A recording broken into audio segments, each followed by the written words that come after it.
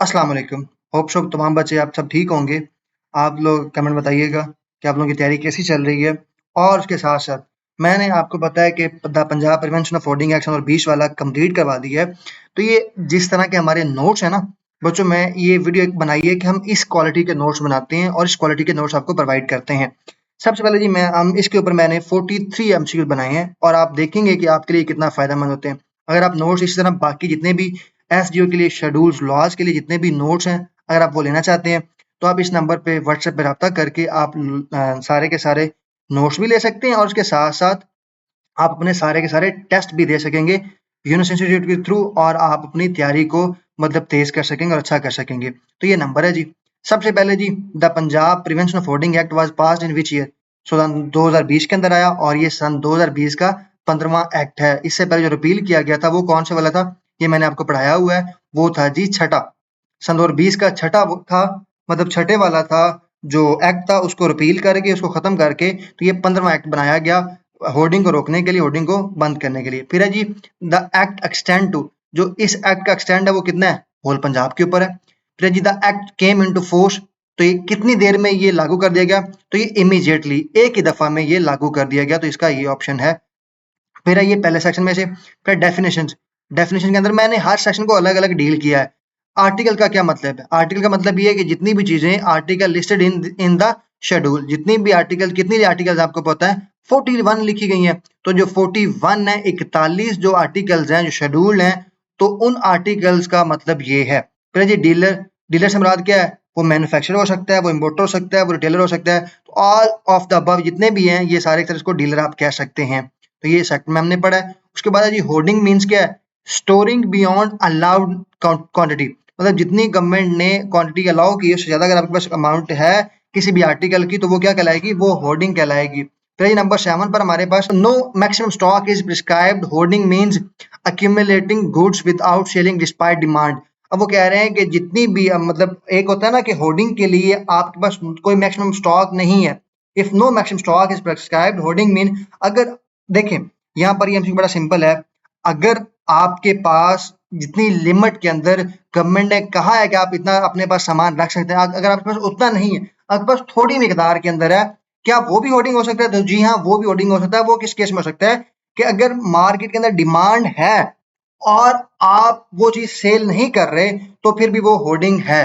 फर्ज करें जी गवर्नमेंट ने अलाउ किया हुआ है कि आप 10 जो तोड़े हैं ना शुगर के, 10 जो शुगर के जो चीनी के तोड़े हैं आप रख सकते हैं अपनी दुकान के अंदर। इसकी मैं एग्जांपल आपको देता हूँ। फर्ज करें आपके पास आपकी दुकान है, आपके पास 100 तोड़े चीनी के बने हैं, लेकिन गवर्नमेंट की जानब से जो प्रिस्क्राइब लिमिट है कि जो होर्डिंग है वो 5 तोड़े है। अगर आप मतलब गवर्नमेंट कहती है कि आप 5 तोड़े चीनी तक होल्ड कर सकते हैं, अपने पास रख सकते हैं, तो अब मतलब वो आपके कारोबार में माना जाएगा।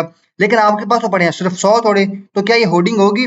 हाँ जी, ये भी होर्डिंग हो सकती है। किस केस में हो सकती है? अगर मार्केट में डिमांड हो और चीज वो मिल नहीं आ रही हो और आपके पास ये 100 तोड़े तो हैं, आप फिर भी ना बेच रहे हो, तो ये होर्डिंग में आएगी। accumulating goods without selling despite demand, मतलब मार्केट में डिमांड है लेकिन आप फिर भी सेल नहीं कर रहे, तो वो भी क्या होगी? वो भी होर्डिंग ही मानी जाएगी। उसके बाद है जी officer under this act means deputy commissioner होगा। उसके बाद क्वेश्चन नंबर 9 हमारे पास है hoarding is punishable with imprisonment up to, तो जो होर्डिंग है उसका सजा कितनी हो सकती है? 3 साल तक। और कितना फाइन होगा जी? मैंने आपको पढ़ाया है कि फाइन फॉर होर्डिंग में अप टू, तो जितने की वो चीज है उसके 50% उसकी वैल्यू। फर्स्ट करें वो ₹1,00,000 की है, अगर एक चीज ₹1,00,000 की है तो उसके ऊपर जो जुर्माना होगा वो कितना हो सकता है? वो 50,000 का जुर्माना हो सकता है। उसकी 50% जो वैल्यू होगी उसके ऊपर आपको जुर्माना उतना हो सकता है। फिर उसके बाद नेक्स्ट वन हमारे पास एमसीक्यू है power to search and seizure, officer can search premises. उसके बाद नेक्स्ट हमारे पास 11 है जी officer can search premises without warrant, वो विदाउट वारंट के कर सकते हैं। Officer must record written ground of suspicious. उसके बाद है जी ऑफिसर मस्ट रिकॉर्ड, जो ऑफिसर होगा वो रिटन ग्राउंड्स पर वो जितनी भी उसके मतलब उसको एक इंफॉर्मेशन मिली है, जो भी उसको सस्पिशियस खबर मिली है, तो उसका रिटर्न ग्राउंड्स के ऊपर सारा काम कर रहा होगा, सारी कार्रवाई रिटर्न में कर रहा होगा। तो क्वेश्चन नंबर 13 है आफ्टर सर्च ऑफिसर मस्ट, क्या करेगा ऑफिसर जी? ऑफिसर एक रिपोर्ट बनाएगा, प्रिपेयर रिपोर्ट ऑफ आर्टिकल्स। जो ऑफिसर है अब उसने वहां से 10 चीजें कब्जे में ली हैं, तो ऐसा नहीं कि वो कुछ रिपोर्ट नहीं बनाएगा, वो रिपोर्ट बनाएगा 10 चीजों की, ये चीजें और इतनी क्वांटिटी के अंदर मैंने अपने कब्जे में ली हैं। कल को वो बंदा जाए कोर्ट में केस ना कर दे जी मेरे सामान के अंदर जो लाख चीजें थी लेकिन ये ऑफिसर है इसने तो मुझे वापस जो की है 10 की है। कल को अगर वो बरी जिम्मा हो जाता है, वो बरी हो जाता है, तो जो आपने उसको चीजें वापस भी तो करनी है ना। तो आप उसकी वहीं पर एक लिस्ट बनाएंगे, ये चीजें मैंने कब्जे में ली हैं, और वो जो बंदा है अक्यूज है उसके आप साइन भी करवाएंगे, वो रजामंदी शो करेगा जी इतनी चीजें वाकई इन्होंने हमारे मेरे से कब्जे में ली हैं। उसके बाद नेक्स्ट वन हमारे पास है नंबर 5 पे, ऑप्शन ऑफ सीज आर्टिकल। तो वो जी कह रहा है seize article can be sold by auction, तो ये ऑक्शन के थ्रू सेल होंगे। फिर ऑक्शन मनी इज केप्ट, वो कहाँ पे रखी जाएगी, नेशनल बैंक ऑफ पाकिस्तान के अंदर वो अमाउंट रखी जाएगी। तो आपको पता है कौन सा बैंक का नेम है, जो आपको मैंने बताया हुआ अकाउंट का नेम भी, तो आपने जो अकाउंट का नेम है वो नीचे कमेंट में लिख के भेजना है, पता चलता है किन बच्चों को, पता चल जाएगा कितने बच्चों को सही आता है।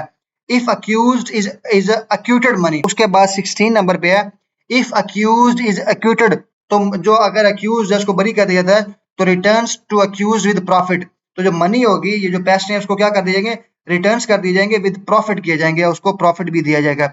फिर number 17, if convicted money goes to, अगर वो बंदा है वो अक्यूज जो है, जो मुलजिम है मुजरिम बन जाता है, उसके ऊपर फर्द जुर्म आयद कर दी जाती है, तो फिर गवर्नमेंट की एक्शकर में, गवर्नमेंट के अकाउंट में, तो गवर्नमेंट के अकाउंट में वो पैसे चले जाएंगे। फिर है जी cognizance and arrest, offenses under this act are non bailable है, ऑफिसर offenses are cognizable है, मतलब वो सारे के सारे मजिस्ट्रेट के सामने सुनने वाले हैं, और जितने भी वो होंगे, मतलब अगर कोई भी ऑफिसर जाता है सर्च करने तो उसको वारंट की जरूरत भी नहीं है, और उसके बाद वो केस जो होगा वो मजिस्ट्रेट के सामने सुना जाएगा।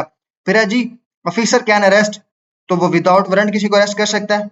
उसके बाद हमारे पास नंबर 21 पे है, if hoarding is by a company who is guilty, अगर कोई कंपनी होर्डिंग करती है तो कौन गिल्टी होगा, वो कह रहा है डायरेक्टर्स भी हो सकते हैं, मैनेजर्स भी हो सकते हैं, ऑनर्स भी, एजेंट्स भी, वो कहता है सारे के सारे हो सकते हैं। ऐसा नहीं है कि कोई एक बंदा, सिर्फ कंपनी होगी, सिर्फ सीईओ होगा, सिर्फ शेयर होल्डर होगा, ये सारे के सारे हो सकते हैं, मैंने आपको बताया था।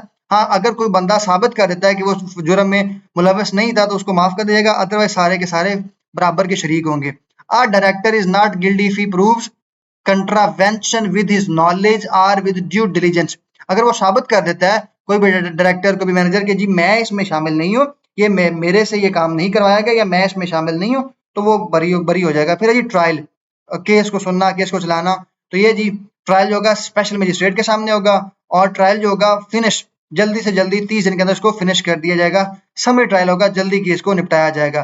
फिर अपील, अगर स्पेशल जो मजिस्ट्रेट है उसके सामने केस होता है, वो सजा सुना देता है, या कोई भी वो मतलब कर देता है, अपना फैसला सुना देता है, तो उसके फैसले के अगेंस्ट जो अक्यूज है वो डिस्ट्रिक्ट एंड सेशन जज के सामने जाके अपनी अपील दे सकता है। और अपील कितने दिन में दे सकता है, आपको पता है जो अपील होगी वो 30 दिन के अंदर वो दे सकेगा जाके, हमारे पास अगले जजेस के पास सामने जाके, जो सेशन जज होगा या डिस्ट्रिक्ट जज होगा, और उसके साथ साथ वो जो अपील है उसके ऊपर फैसला भी जो होगा वो भी 30 दिन के अंदर हो जाएगा। ऐसा नहीं होगा कि उसके ऊपर भी जो होगा फैसला वो लटकाया नहीं जाएगा।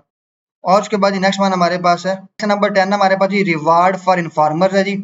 इन्फॉर्मर जो होगा, जो विस्ल ब्लोअर होगा, इन्फॉर्मेशन देने वाला है, उसको जो जो जिस चीज है, जो उसको जो इनाम मिलेगा वो कितना मिलेगा, जितनी भी अमाउंट गवर्नमेंट के अकाउंट में जाएगी, मुजरम को, जो जो मुलजिम है, मुजरम बनने के बाद जो गवर्नमेंट के अकाउंट में पैसे जाएंगे उसका 10% मिलेगा। फर्स्ट करें ₹1,00,000, उसको 10,000 मिल जाएंगे। तो ये आपको बताना चाहिए कि कितने परसेंट जाएगा, 10% जाएगा। और जुर्माना कितने परसेंट लग सकता है उस बंदे के ऊपर, वो लग सकता है 50%। जितने की वो चीज, जितने मालिक की वो चीज होगी उसके 50% उसको जुर्माना लग सकता है, और जो गवर्नमेंट के अकाउंट में जाएंगे पैसे उसका 10% मिलेगा जो इन्फॉर्मर होगा। Reward is given if info leads to conviction and god fund release. अब इसका मतलब क्या है, इसका मतलब ये है, अगर जो आपने इन्फॉर्मेशन दी है उसके ऊपर कन्विक्शन लग जाती है, मतलब वो बंदे ने होर्डिंग की हुई है, और होर्डिंग करने के बाद उसके ऊपर फर्द जुर्म आयद हो जाती है, तो और वो जो पैसे हैं वो गवर्नमेंट के अकाउंट में चले जाते हैं, तो फिर गवर्नमेंट रिलीज करेगी, आपका जो 10% होगा आपको वो इनाम मिलेगा। और ये सारे के सारे नोट्स भी आप यूनिवर्सिटी से बाय कर सकते हैं। नंबर है जी 312 61 76 512 पे आप व्हाट्सएप पर रब्ता करके सिर्फ और सिर्फ 3,000 पे ये नोट्स ले सकते हैं। अगर आप ये हमारी टीम को बताते हैं यूनस25, अगर ये कोड यूज करते हैं, तो फिर ये सारे के सारे आपको नोट्स 2500 रुपए में भी मिल सकते हैं। उसके बाद ही हमारे पास नेक्स्ट वन है, ये 500 रुपए मैंने अगस्त की वजह से ये लगाया हुआ है ऑफर, जैसे अगस्त खत्म होगा तो फिर ये नोट्स जो होंगे वो 3,000 रुपए के हो जाएंगे। फिर ये डिक्लेरेशन इंक्लूड, डिक्लेरेशन का मतलब क्या है, quantity, value, purchase date, invoices, sale detail. आज हमारे पास क्वेश्चन नंबर है 30, डिक्लेरेशन जो होंगी, जितनी भी मतलब वो इनवॉइसेस जो होंगी, बुक्स होंगी, या जो ऑफिशियल डिमांड जो ऑफिसर जो होगा इन्फॉर्मेशन कंपनी से लेगा, तो उसके अंदर क्वांटिटी लिखी होनी चाहिए, वैल्यू होनी चाहिए, purchase date, invoice, sale detail all चीज वो कहता है इसके अंदर इन्फॉर्मेशन होगी, वो देने का मजाज होंगे कौन? कंपनी वाले। ऑफिसर कैन वेरीफाई, ऑफिसर क्या कर सकता है? स्टॉक को वेरीफाई कर सकता है, बुक्स को वेरीफाई कर सकता है और डॉक्यूमेंट्स को भी वेरीफाई कर सकता है कि वाकई स्टॉक या होर्डिंग हुई है कि नहीं हुई। फिर है जी फॉल्स रिपोर्टिंग, अगर कोई भी कंपनी, कोई भी फर्म, कोई भी बंदा गलत इन्फॉर्मेशन देता है, गलत इन्फॉर्मेशन से मुराद ये नहीं है इन्फॉर्मर या विसल ब्लोअर नहीं, मुखबर नहीं, कंपनी के यहाँ पे मुराद है कारोबारी बंदा। अगर ऑफिसर जाता है और वो जाके सर्च करता है या इन्फॉर्मेशन लेता है, तो जो कंपनी है या जो बिजनेस वाला बंदा है वो गलत इन्फॉर्मेशन देता है, तो उसको 3 साल तक का कैद और 10 लाख रुपए तक 1 मिलियन उसको जुर्माना हो सकता है। उसके बाद ही प्रोटेक्शन ऑफ एक्शन, मतलब जो भी गवर्नमेंट का एम्प्लॉय है, जो एसडीओ एनफोर्समेंट ऑफिसर है, इन्वेस्टिगेशन ऑफिसर है, या जो भी पीआर डिपार्टमेंट का बंदा होगा या जो भी ऑफिसर होगा इस एक्ट के तहत, उसको वो बरी और जिम्मा होगा, उसके ऊपर केस नहीं किया जा सकता। अगर उसने गुड फेथ के अंदर काम किया है, उसने अगर अच्छी नीयत के साथ काम किया है, तो उसके ऊपर केस नहीं होगा। उसके बाद है जी proceeding under this act can not be challenge except as provided, मतलब कह रहे हैं जो प्रोसीडिंग होगी, अगर किसी बंदे ने गुड फेथ में काम किया तो उसके ऊपर आप केस नहीं कर सकेंगे, इससे मुराद भी यही है। फिर है जी उसके बाद मिसलेनियस, सेक्शन नंबर 14 से 18 तक, ऑफिसर में सीक हेल्प फ्रॉम, जो ऑफिसर होगा वो हेल्प ले सकता है, कहाँ से ले सकता है? पुलिस लॉ एनफोर्समेंट से, आपको पता है वो किसी भी पुलिस से, लॉ एनफोर्समेंट एजेंसी से वो हेल्प अपनी ले सकता है।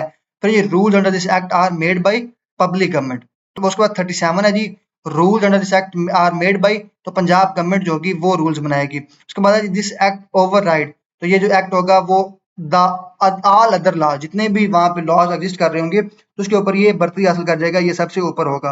उसके बाद है जी गवर्नमेंट में अमेंड स्केड्यूल बाय, गवर्नमेंट कब जो होगी वो अमेंड करेगी, तो मैंने आपको बताया है कि वो गजट के अंदर नोटिफिकेशन जारी करेगी, उसके बाद वो मतलब पता चल जाएगा आवाम को कि वाकई ये जो रूल्स हैं ये अमेंड कर दिए गए हैं या फिर ये जो नए रूल्स हैं ये बना दिए गए हैं। उसके बाद है जी हमारे पास 40 के अंदर which law was repealed by this act, इस जो जो हमारे पास ये जो 15वां आया है होर्डिंग एक्ट सन 2020 का, वो कहते हैं इससे पहले भी कोई था, तो जी हाँ इससे पहले था, जो कौन सा वाला था? छठा था, ये मैंने आपको पहले पढ़ा चुका हूँ।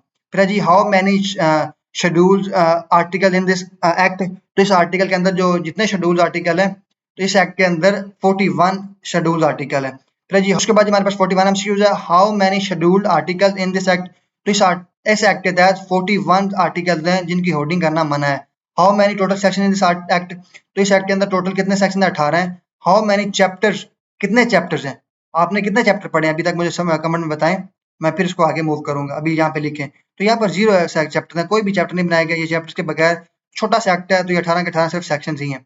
फिर ये जी 41 आइटम्स हैं जिनकी होर्डिंग करना मना है, ये मैंने आपको पहले बढ़ा चुका हूँ। आप इसको पॉज करके लिख भी सकते हैं। तो नोट्स बाय करने के लिए ये नोट्स ये नंबर आपकी स्क्रीन पे दिया गया।